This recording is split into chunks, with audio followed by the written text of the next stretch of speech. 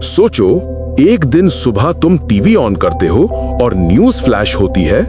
NASA ने confirm किया है, एक ब्लैक होल अर्थ के पास आ रहा है। पीडी कोरे ग्लोब में अफरा तफरी मच जाती है। साइंटिस्ट पैनिक में हैं, पॉलिटिशियंस इमरजेंसी मीटिंग बुला रहे हैं और आम लोग स्काई में एक अजीब सा काला दाग देख रहे हैं जो हर सेकंड बढ़ता जा रहा है। ये कोई मूवी नहीं, ये रियलिटी भी बन सकती है।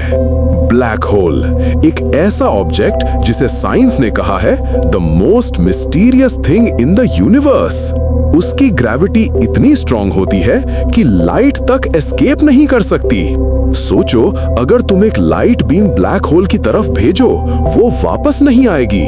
मतलब डार्कनेस का एक ऐसा पॉइंट जहां से कोई लौट नहीं सकता। पर अगर ये ब्लैक होल हमारे पास आ गया तो क्या होगा अर्थ का? क्या सब कुछ एक पल में खत्म हो जाएगा या हम किसी नए यूनिवर्स में चले जाएंगे? इमेजिन करो, तुम नासा में साइंटिस्ट हो। एक दिन टेलीस्कोप में कुछ अजीब दिखाई देता है, एक इनविजिबल ऑब्जेक्ट जो स्टार्स की लाइट को बेंड कर रहा है। डेटा आता है, एक ब्लैक होल सोलर सिस्टम की डायरेक्शन में मूव कर रहा है।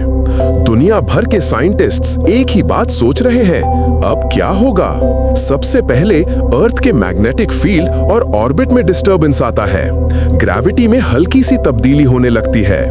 दिन छोटे होने लगते हैं, रात लंबी। ओशंस में मैसिव टाइड्स उठते हैं और स्काई का कलर अलग लगने लगता है।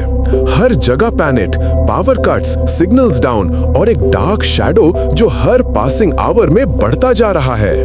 उस शैडो के पीछे छुपा है एक ब्लैक होल और उसके चारों तरफ एक ग्लोइंग एनर्जी रिंग जिसे कहते हैं अक्रीशन डिस्क। ये रिंग इतनी ब्राइट होती है कि पूरा स्काई एक फायरी ग्लो से भर जाता है। और फिर आता है इवेंट हराइजन, वो लाइन जहां से लौटना इम्पॉसिबल है। जो भी उस बाउंड्री को क्रॉस करेगा वो वहां से कभी वापस नहीं आ सकता। ब्लैक होल के पास जाने वाले ऑब्जेक्ट्स स्ट्रेच होने लगते हैं जैसे रबर बैंड। ये प्रोसेस कहलाता है स्पगेटिफिकेशन। माउंटेन्स, ओशंस और ह्यूमंस सब एक लंबे नूडल जैसे स्ट्रेच हो जाते हैं। ये डिस्ट्रक्शन लाउड नहीं होती, ये साइलेंट होती है। ना कोई एक्सप्लोजन, ना कोई साउंड, सिर्फ एक पीसफुल टेरिफाइंग एंड। पर कहानी यहाँ खत्म नहीं होती। कुछ साइंटिस्ट मानते हैं हर ब्लैक होल के अंदर एक वर्म होल होता है, एक टनल जो किसी और यूनिवर्स तक ले जा सकता है। सोचो, अगर तुम उसमें गिर जाओ और एक नए वर्ल्ड में आंख खोलो जहां ग्रेविटी उल्टा काम करती है, टाइम अलग चलता है और फिजिक्स के रूल्स नए हैं। आइंस्टाइन के जनरल रिलेटिविटी के हिसाब से ब्लैक होल के पास टाइम स्लो हो जाता है। अगर कोई एस्ट्रोनॉट ब्लैक होल के पास गया और फिर अर्थ वापस आया तो उसके लिए बस कुछ घंटे गुजरे होंगे, पर अर्थ पे हजारों साल बीत चुके होंगे। ये कोई मूवी का कॉन्सेप्ट नहीं, ये रियल साइंस है। ब्लैक होल्स टाइम को बेंड करते हैं और स्पेस को फोल्ड कर देते हैं।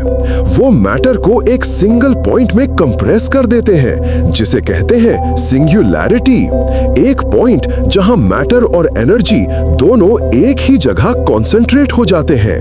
अब सवाल उठता है, क्या ब्लैक होल सिर्फ डिस्ट्रक्शन लाता है? शायद नहीं। कुछ साइंटिस्ट्स कहते हैं हर ब्लैक होल के अंदर एक नया यूनिवर्स जन्म ले सकता है। जब एक स्टार मर जाता है वो कोलैप्स होता है और ब्लैक होल बनता है, लेकिन उस कोलैप्स के अंदर एक नया बिग बैंग छुपा हो सकता है। जैसे हमारी लाइफ में हर एंड के बाद एक नई शुरुआत होती है, वैसे ही यूनिवर्स भी हर डेथ के बाद एक न्यू क्रिएशन करता है। नासा के पास कुछ मिस्टीरियस रेडियो सिग्नल्स आए हैं जो किसी भी नोन पैटर्न से मैच नहीं करते। क्या ये किसी एडवांस्ड सिविलाइजेशन का सिग्नल है या ब्लैक होल के अंदर एक और इंटेलिजेंट लाइफ एग्जिस्ट करती है? किसी के पास एग्जैक्ट जवाब नहीं है। सोचो, अगर ब्लैक होल अर्थ के पास आ गया तो साइंस के हिसाब से हम खत्म हो जाएंगे, लेकिन यूनिवर्स के हिसाब से हम एक नई कहानी में जन्म लेंगे। ये थी एक जर्नी जहां इमेजिनेशन और साइंस दोनों साथ चले। अगर तुम्हें ये वीडियो पसंद आई हो तो लाइक करो, कमेंट करो, black hole is real mystery और सब्सक्राइब करो, क्योंकि नेक्स्ट वीडियो में हम एक्सप्लोर करेंगे एक और अनसॉल्व्ड मिस्ट्री।